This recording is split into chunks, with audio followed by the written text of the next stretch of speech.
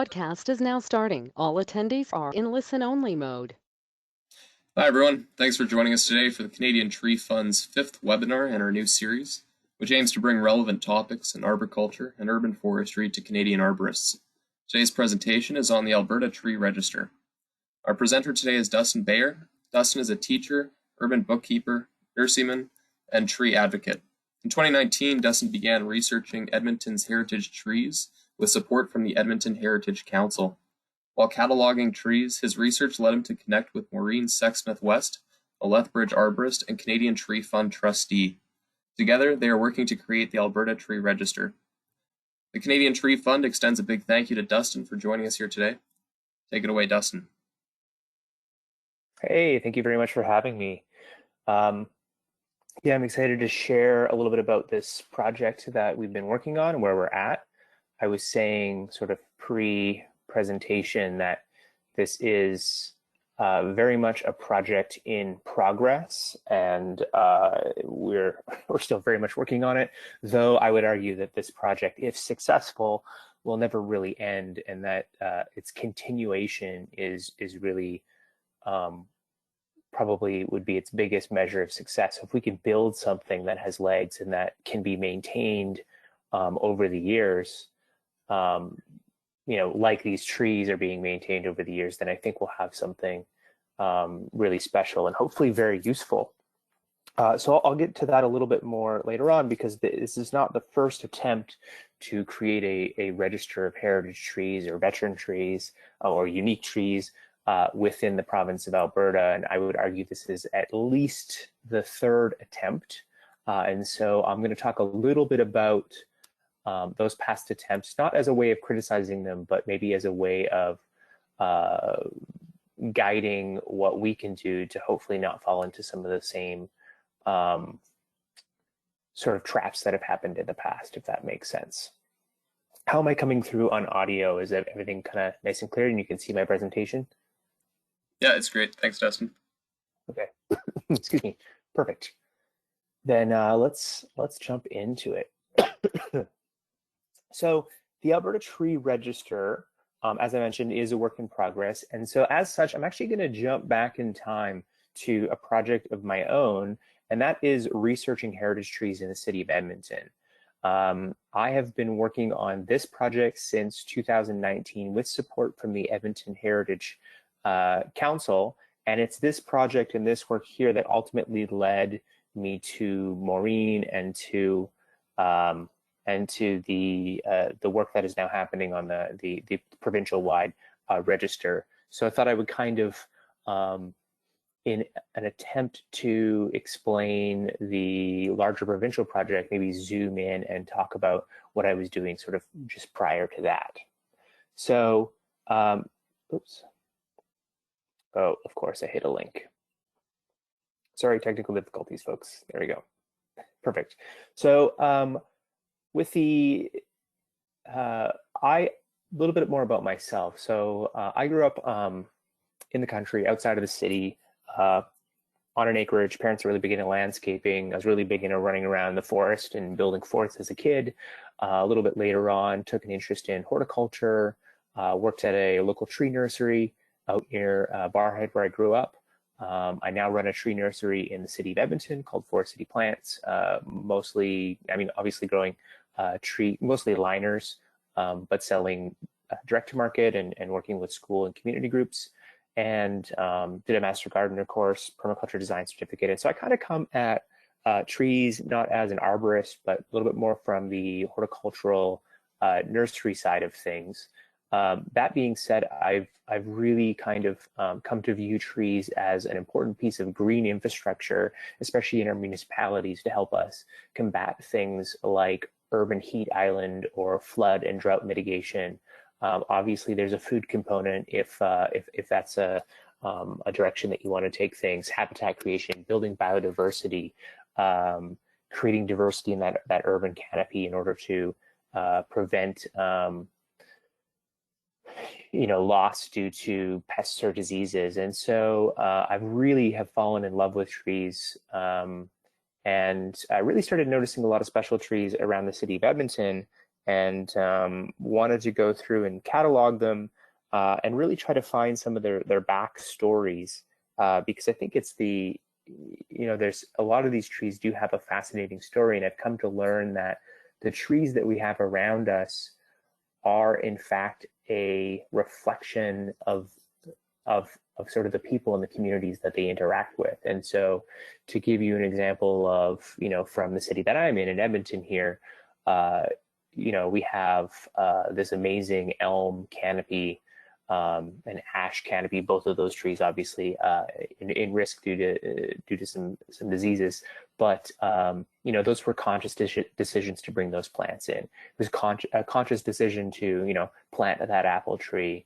or to not cut down the river valley. And so I tend to see the urban forest as a kind of a cultural mirror of the people and the history of a particular place. And so I think that cataloging and sharing that history is one way of sort of celebrating that sense of place. So I reached out to the Edmonton Heritage Council to do a small project locally to find different trees and catalog them and try to tell those backstories. And so the first part of that project was to kind of go through some of the existing resources that have been put together and to accumulate them in one place. And so the three big, I would say, initial sources that I went to were these three books here. So Why Grow Here, it's a series of essays on the horticultural history of Edmonton, a brilliant little book.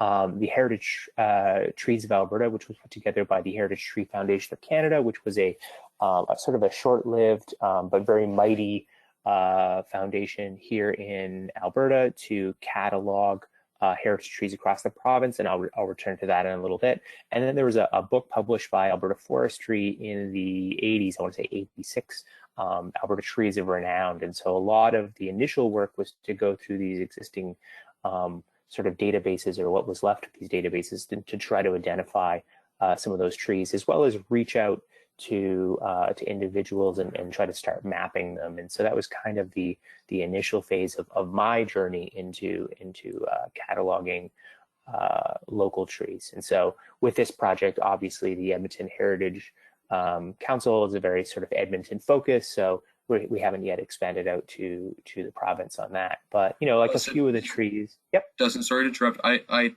only seeing a white blank screen here right now. Oh, interesting. Okay, hold on.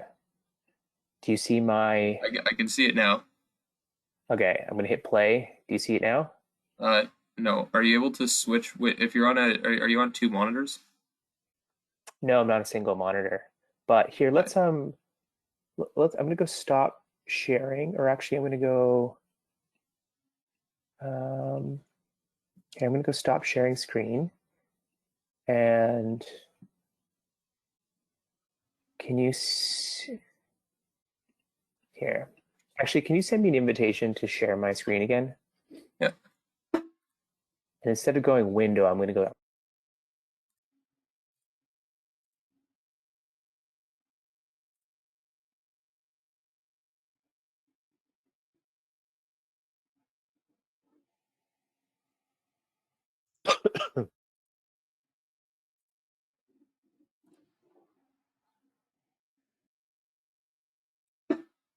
You can try again there. There, you can see my whole screen, I'm guessing. Yeah. Is that better? Yeah, sweet. That's awesome. Next. Okay, great. Yeah, I promise I put together a more engaging presentation than a bunch of blank slides. Okay, let's pick up where we left off here. I'm gonna close this one down. Okay, so we left off on this slide here, which is just kind of a Google map of some of the local trees that I found interesting, or that others suggested should be on an inventory of heritage trees. Interestingly enough, that kind of question of what makes a heritage tree, I think, is interesting in and of itself. I think every organization has kind of had to define that, and generally I found that a heritage tree has at least one of three qualities. And so the tree tends to be like old or large, or some kind of like physical characteristic that might make it a heritage tree. The other piece is it's unique or it's uncommon. So a particular species that isn't normally found there often, leads somebody to say, hey, this is a heritage tree. It should be on some kind of list. And the third thing, which I find interesting, is it has some kind of story or narrative behind it, a connection to a person, a connection to a place, a connection to a specific culture. And that seems to be kind of the common thread between all of the trees that have been nominated, or all of the trees I'm able to find through past research projects. So old, and that one's interesting because that's something you can only get through time, right? You can plant a tiny little tree and it is only going to accumulate that quality over time. The uncommon is something that it almost works in reverse. You can be the first person to plant a specific species, and 100 years from now, maybe that species is fairly common. And so that one can kind of ebb and flow and change over time. And the third one, the story or the narrative, is actually it's the piece that is the least tangible. It probably offers the most sort of protection, or most towards a tree being considered to having heritage value. But in order for a story to be meaningful and to offer heritage status to a tree, it has to be told, continuously in generation over generations. So it's something that if you find a break in that narrative, that history kind of is often lost. And so it's interesting to think about those three things in how they come together to give a tree heritage value, but also how those three things can change over time. I'm just going to kind of do a quick tour of a few trees in the city of Edmonton. This is currently the oldest tree in the city of Edmonton's inventory. Doesn't mean it's the oldest tree in the city of Edmonton, but it is a silver maple that was planted around 1910. It's a boulevard tree in, I guess, one of the, not the oldest part of the city, but kind of in just planted prior to that 1912 building boom on what would have been the outskirts of the city. I believe there's 3 trees here. The previous oldest tree I've got a photo of coming up was a Manitoba maple that was brought over to the province. Here is so this would be an example of a tree that maybe has heritage status because it's old or it's fairly large. As far as I know, there's no specific story behind this. Here's a tree that's not actually that old. It's a bur oak that was planted in Coronation Park by Queen Elizabeth. We have lots of bur oak around the city, so they're not all that uncommon. We certainly have bur oak that are larger and older than this one, but in the past it has been nominated for having heritage status because of that connection to this individual who planted it.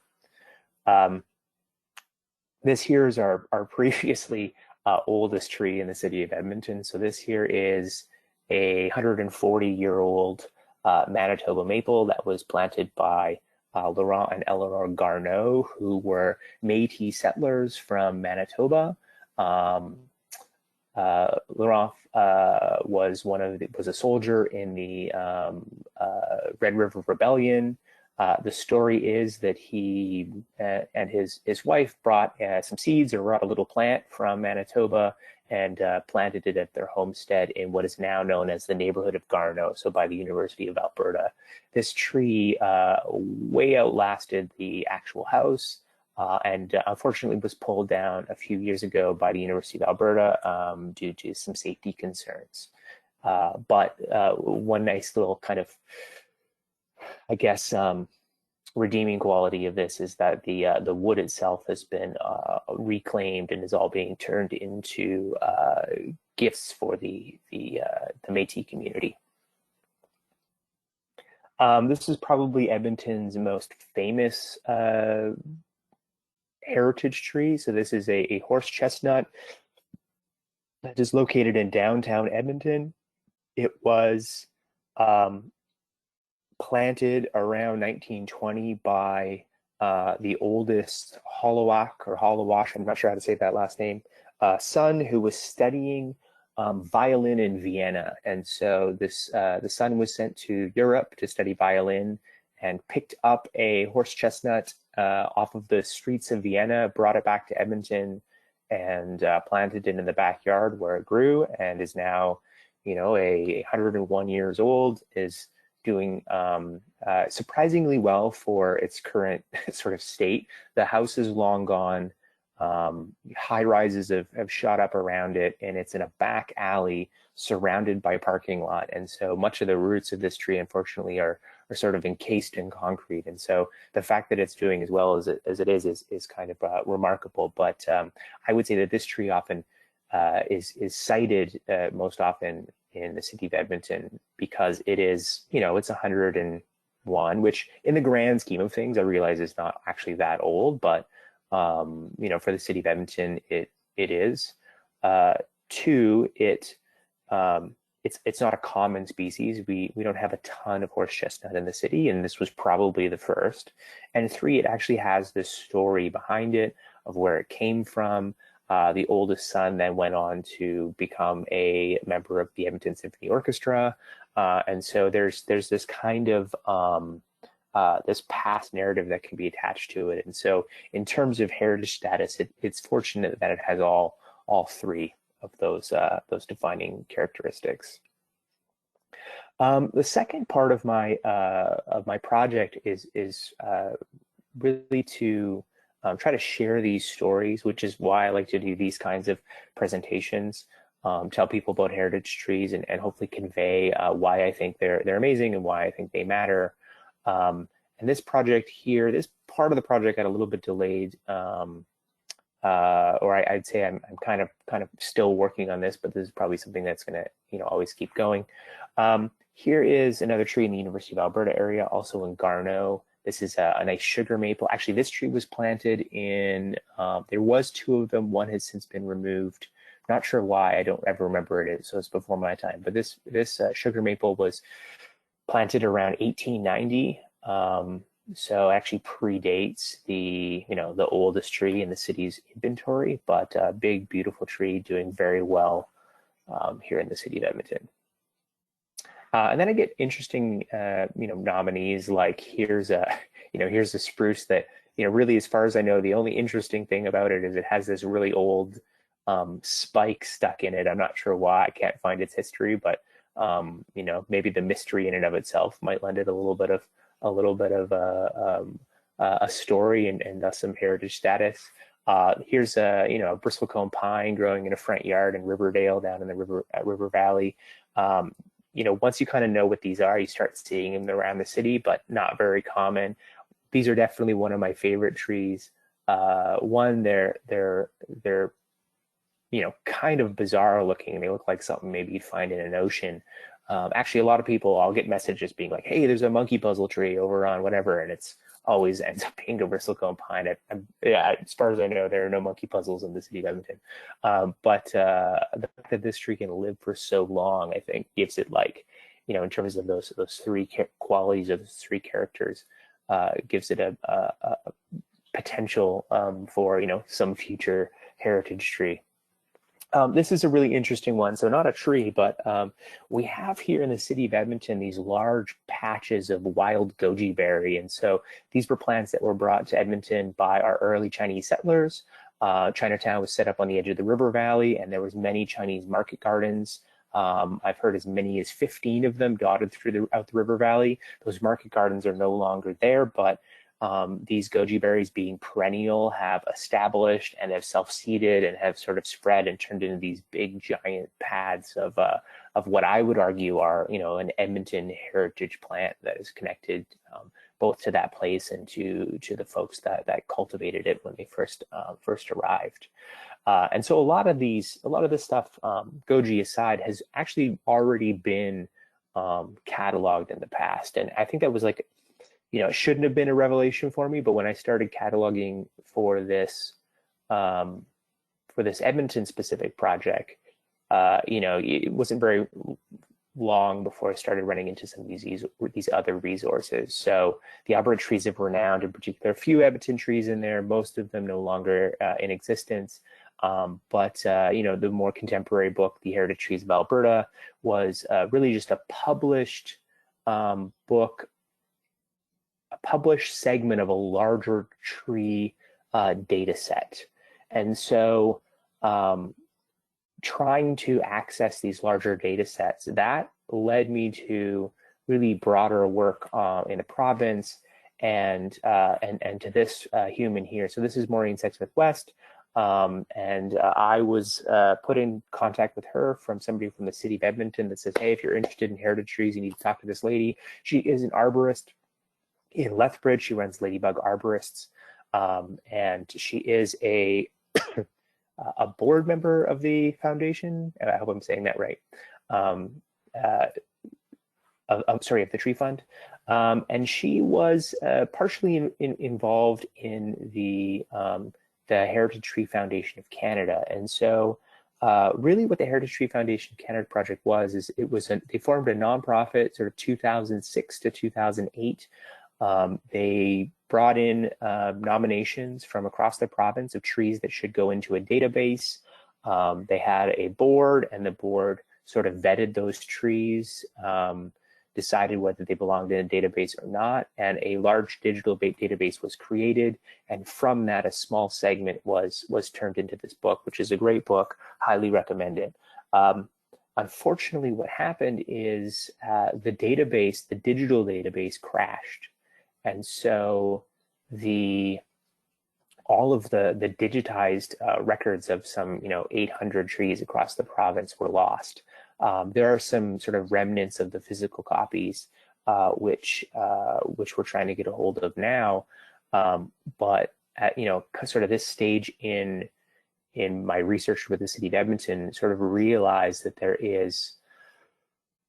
there's this opportunity to try to save some of that data and rebuild it and put it into something that is will hopefully be a little bit redundant, so that we don't end up with a similar situation where we crash and lose all of these records. Not to mention the what has been described to me as tens of thousands of hours of volunteer work, both in nominating, in taking those nominations and transcribing everything into a digital form, and sending arborist volunteers out to all of those trees to actually verify, yeah, this is what they are, and to take all of those measurements. So all of that is kind of at this point been lost. I think some of it is recoverable though. And so Maureen and I, we would jump on Skype, Zoom, and start having conversations about how we could, the need for a larger provincial database, as well as how we could maybe how to create something that will hopefully have some legs to it, sustainability to it, but also like how we could possibly reconstruct that lost database, specifically the stuff from the Canadian Tree Foundation. And she put me in touch with this gentleman here. So this is Brad Cadwallader, sorry. And so Brad actually put together a piece of software that is used by a few provinces. So this is just a screenshot from the Manitoba Tree Registry. And so the program is called Registry, and it's a subscription model, but it's very functional. It's really quite easy to use.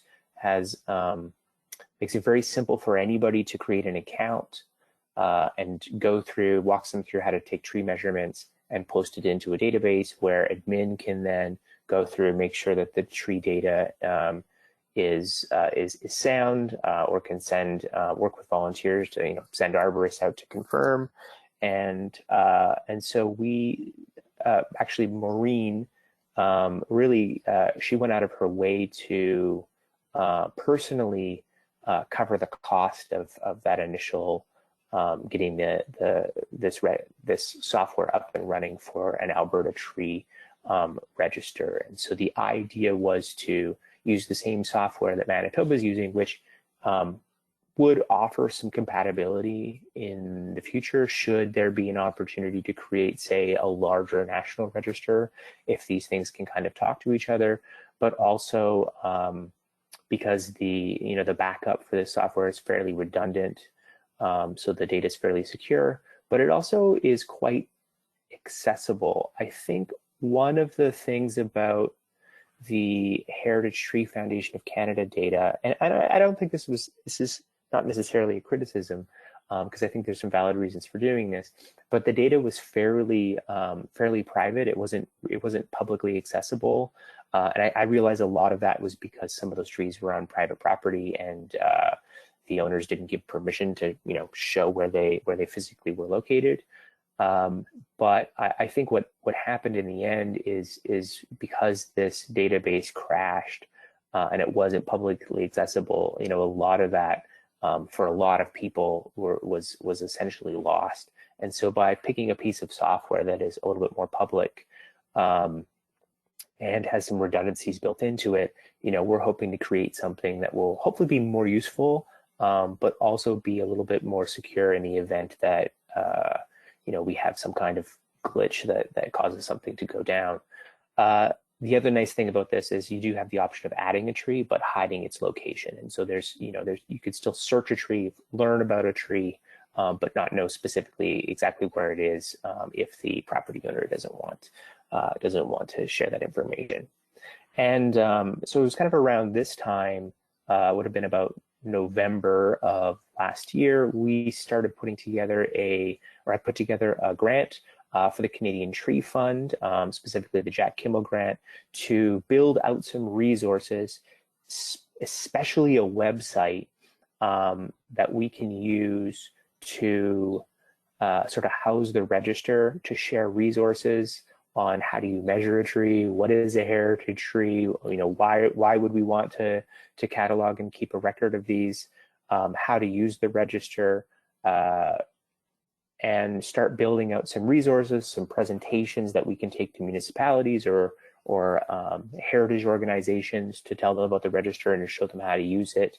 And we were very fortunate in that we did receive some funds from the Canadian Tree Fund, most of that going towards the creation of the website, which is almost complete. And I'm actually really excited about it because I wish I had a screenshot of it. It's like kind of hidden at the moment. I should have talked to the web developer and said, hey, open it up for an hour. But we are just finalizing some of the copy and resources on there, and it is going to have a lot of the how-tos to walk people through the actual usage of the register. That being said, we have made the registry software live, and so I could share that link. And so we are at the beginning stages of seeding it with trees.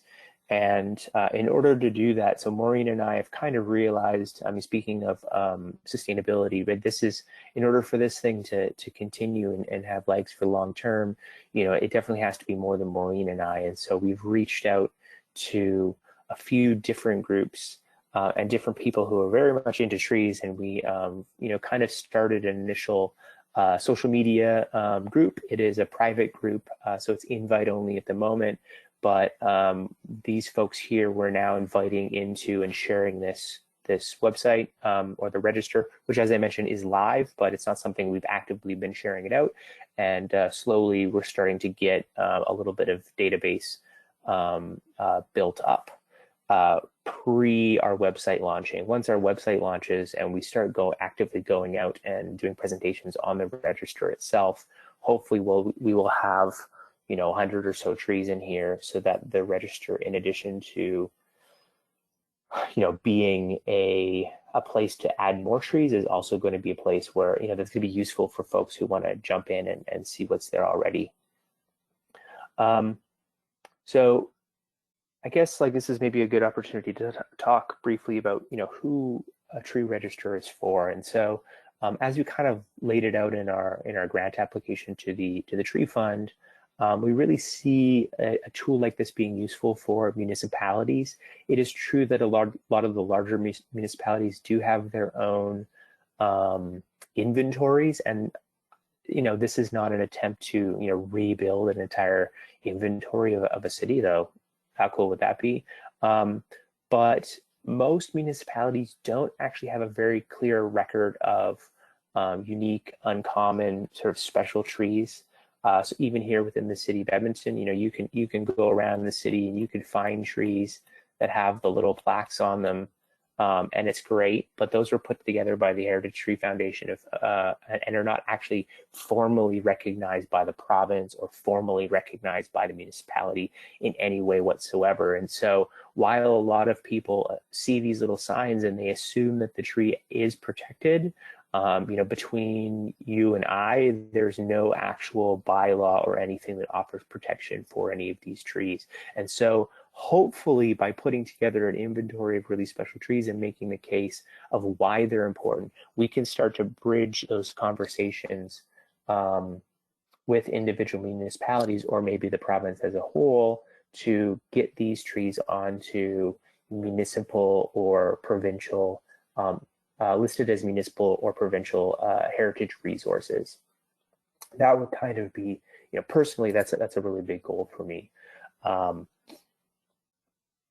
So we do envision, or we do hope that a larger inventory will be something that will be helpful for municipalities. We also think that something like this would be interesting for historians and academic researchers. In particular, the registry is nice in that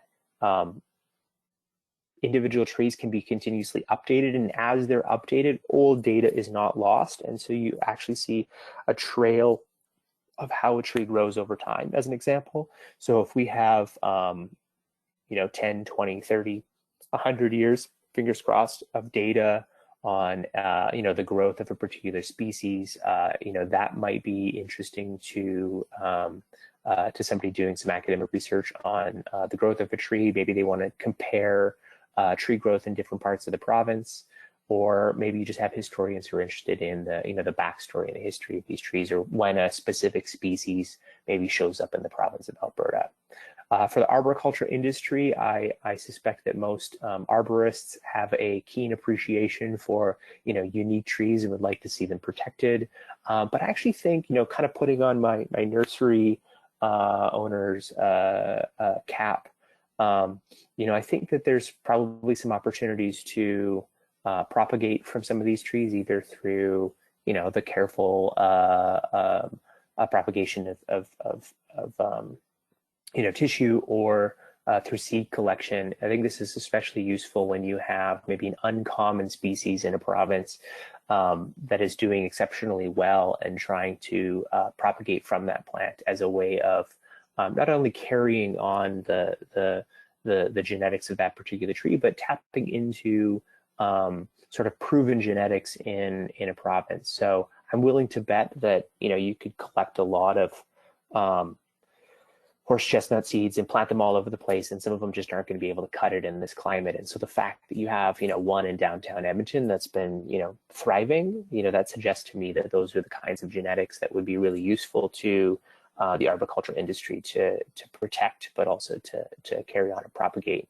And then finally, I think there's a lot of opportunities for the public to get involved, particularly on the placemaking side of things. And so I really want the Alberta Tree Register to be, something where somebody who's maybe has a passing interest in trees can jump on and say, hey, I wonder if there's anything in my neighborhood, right? It's usually the first thing that I do when I jump on a resource like this is, what's going on in my community.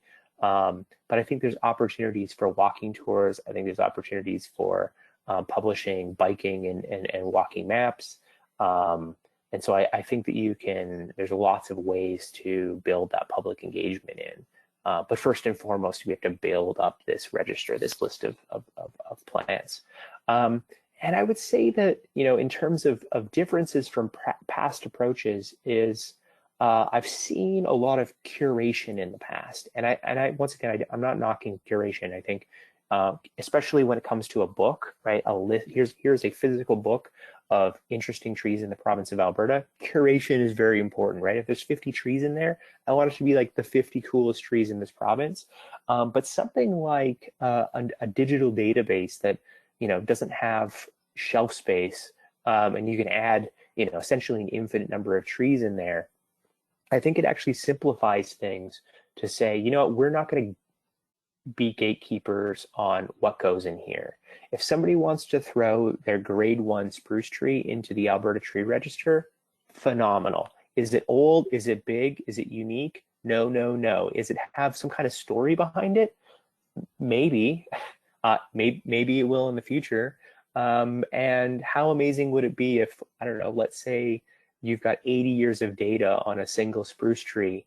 That actually might be really useful information down the road. And so I don't think it's up to us to decide, what will be useful for, future municipalities, historians, general public, academics.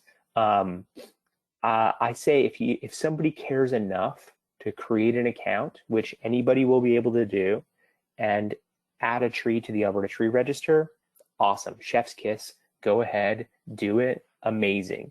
The thing that I think is really useful about this database, I mean, I'm sure other databases have this, but you've got a search function, right? You can look through the inventory by species or by genus. You can look through by height or by DBH. And so if we're concerned about the biggest, the oldest, the least, the weirdest, the uncommon stuff, all of that stuff is easy to find in the register.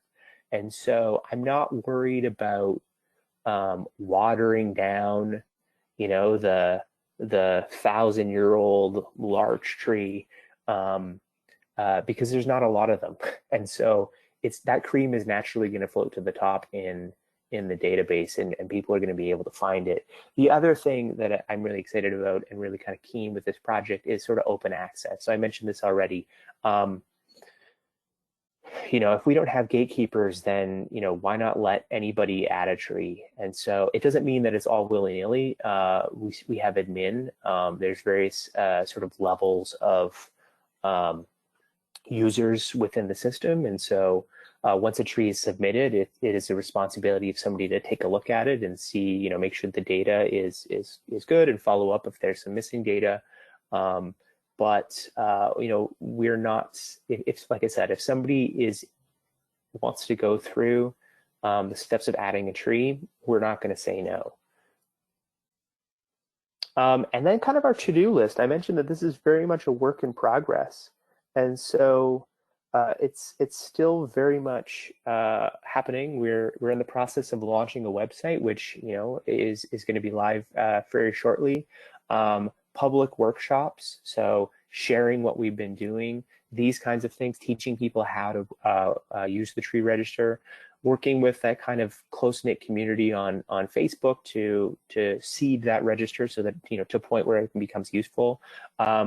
One of the big things that we need to do is we were able to track down the physical records from the Alberta Heritage Tree Foundation. So the physical copies of the 800 trees that were put together a little over a decade now. And it's a little precarious, right? Like these are, they're all sitting in a basement somewhere. And so I like to be mindful that we're sort of one basement flood away from losing them all potentially. But we've gotten sort of verbal consent that once we form a board, that those records would happily be sent over to us and we can reassemble them into our existing database. And so I actually think a really big piece of what we're trying to do now is recover the work from that previous project and the fantastic work I want to add from that previous project, so that it doesn't need to be totally redone from scratch. And then I think a lot of building capacity. And so, how do we make this financially viable over time? And so does it make sense to look for sponsorships from municipalities, from heritage foundations, to be able to continue this work and bring some of that that financial security to this, so that we can keep the servers going and keep the project going, but also just increasing that user base so that we can build something that is going to be able to make some of those larger, it's going to make that system more useful. And so it's kind of like, to some extent, it's like owning a telephone, or it's like setting up a new telephone network, right? If you're the only person with a telephone, it's not actually that useful of a system, and it's kind of like a tree database with a single tree. And so, if we can get this to, a few hundred trees, I think it starts getting to the point where it becomes a really useful tool. If we can get it to a few thousand trees, now I think that you can start actually seeing some sort of larger patterns across the province, and even get a sense of, where trees are growing best, or what species are growing best across the province of Alberta, which of course is, all thrown up in the air at the moment with climate change and some of the, odd weather that we've been having. So it could be that, many new species are now suitable for our climate, or it could be, that as the climate gets wilder, and less predictable, that that actually less species are suitable. So we'll remain to see, and maybe that's one of the useful things that could come out of a tree register. And you'll look at the kind of timeline on this here. This was kind of pushed back due to COVID, and this is jumping back to my personal project within the city of Edmonton. But the kinds of conversations I would really like to have is, how do you plant a heritage tree? Like if you were to say, today, wake up in the morning and say, today I'm going to plant a heritage tree. Like what lessons could you draw from this? Taking a look at a heritage, or taking a look at a database, could that tell you something about what kinds of species to plant, where on properties to plant it, the kinds of people who plant it? Maybe you need to give it to somebody like the mayor and get the mayor to plant it. All of a sudden it has, that narrative or that story behind it. But ultimately, I think that there's an opportunity, hopefully, to have these broader conversations about, what do you do with a tree that has heritage value, right? We say this is on a heritage tree inventory. This tree is special. So what? What does that mean? And so really getting the province and the municipalities on board to say, how are we going to treat this going forward? We currently protect, offer some protection to old houses that have heritage value, but not to the trees that are on that same lot. And so those are the kinds of conversations that hopefully will come out of something like this. And I'm going to kind of finish on this slide. This is not Alberta. This is not Edmonton. This is not even Canada. This is a 700-year-old camphor tree in Japan. And so it was slated to be removed to make way for a train station. And fortunately, the locals protested. And as a result, the architects needed to come up with a new design that actually incorporated the tree into the station itself, which I actually think is kind of special, right?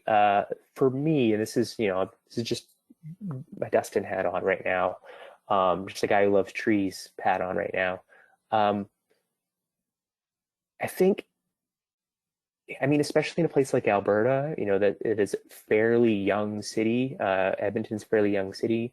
We go through these boom and bust cycles with our resources.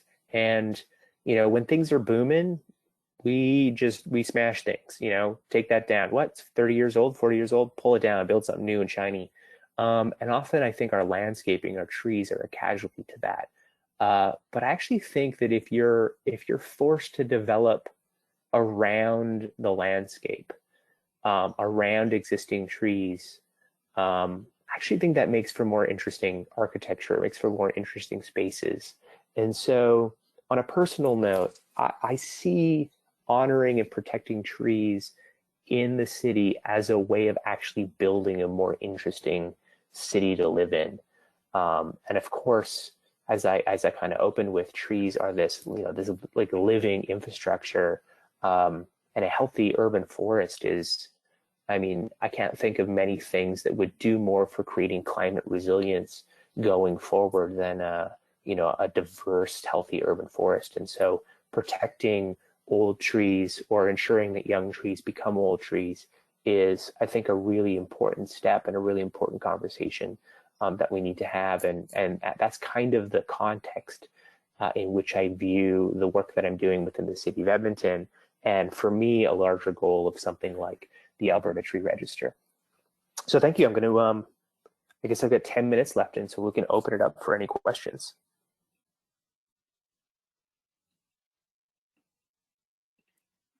Thank you very much, Dustin. If anyone has any questions, you can submit them into the question box as we go.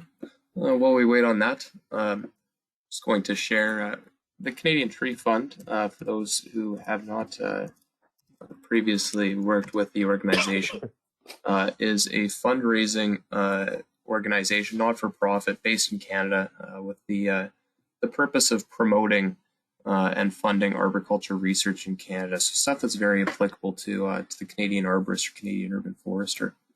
We put together these webinars to help share what's going on in Canada and what kind of research is being done out here. So very happy to have Dustin today, who received a Canadian Tree Fund grant.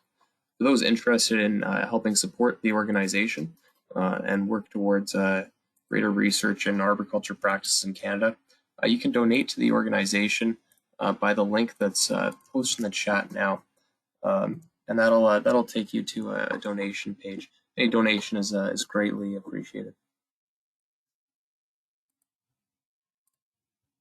Not seeing any. Oh, here's a question. Dustin, would you be able to expand on how you decide which tree inventory database to use? Did you consider creating your own? Yeah, so I think a big piece in this case was the fact that the registry is being used by a few other provinces, notably Winnipeg, and Maureen had some dealings with Brad, the creator of registry, and with the Winnipeg Tree Register, and so looking for something that would kind of work across provinces was useful. For me, I was mostly concerned with sort of usability. How friendly is it to use? I don't want to have to, create or use something that I want to be able to invite individuals in and say, hey, you got I want to knock on a door and say, hey, you have a really amazing tree in your backyard. You really should, jump on this website and add it, without having to give them an hour-long tutorial on how to actually to put that into the system. And so something user-friendly was important. And talking with Brad, the creator there, it does sound like he's assured me there's quite a few redundancies built in terms of the database itself. And there is the potential for it to talk with other programs. And so the data can be exported in a Excel type formats that other databases can use and talk to. And so I think it has that flexibility built into it. There was, in this case, not much talk about building something from scratch. I mean, that might be a direction that we could go in the future, but my hesitation to do that was the last project, the Heritage Tree, the Canadian Heritage Tree Foundation, that put together the previous Alberta Register, had built their own from scratch, and I think there's a sort of two things come to mind. One is when you build it from scratch, you sort of inherently are alone. Like there's no other, similar registries that you can maybe tap into or share resources between.